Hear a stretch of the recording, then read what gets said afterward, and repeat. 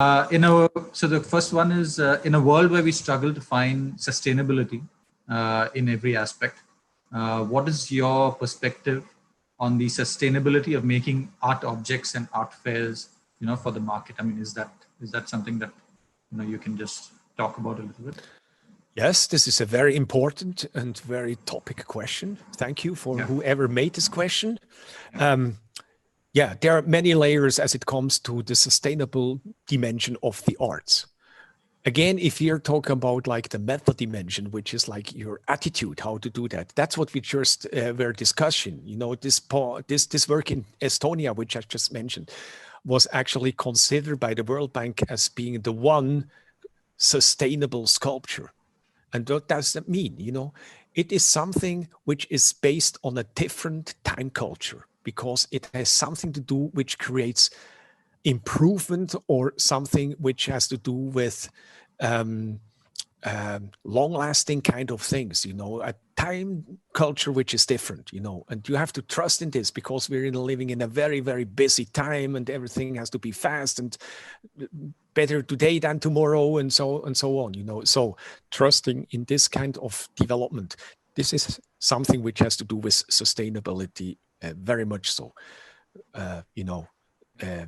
time. And then, of course, as it comes to material, this is a big conflict in the business of the art world as well, also in the theaters, because still there are so many toxic materials used, and then you have a recycling problem.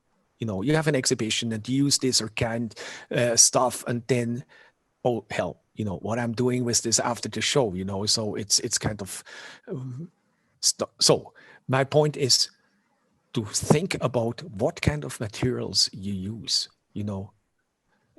to be aware about the sustainable effect it will have. And it starts from gaining it. Let's talk about, let's say, like fossil coal, or you're talking about whatever metals gained maybe by child works somewhere in a mine in wherever, and something. You have to be aware if you work with this or another kind of material, and thinking to the very end, which means think about how you're recycling your art after you did it. And that's one of the decisions. Since more than almost 25 years, I don't use any petrochemical products in my work at all.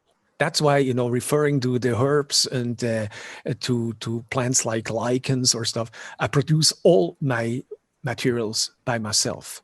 And that starts again by collecting it, talking to people who have knowledge about that, let's say like berries or something, then preparing that in my studio. You see in the background, all this stuff, what you see here is only natural materials, no chemical issues, no oil paints, nothing like that. So it's about material as well. And then, of course, and this is a tricky question, this is maybe not quite what the gallerists and the art market is asking you for, You have to stand tall and resist if you believe this is your right way.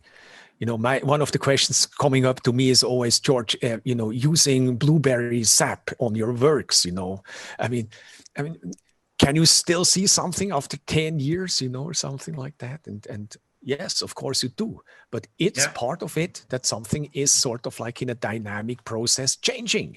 So, of course, this is an argument with the collectors, because they would like to have an investment which is lasting for the next 500 years. It comes back to economics and then money. That's exactly. And then that's the economic point of view.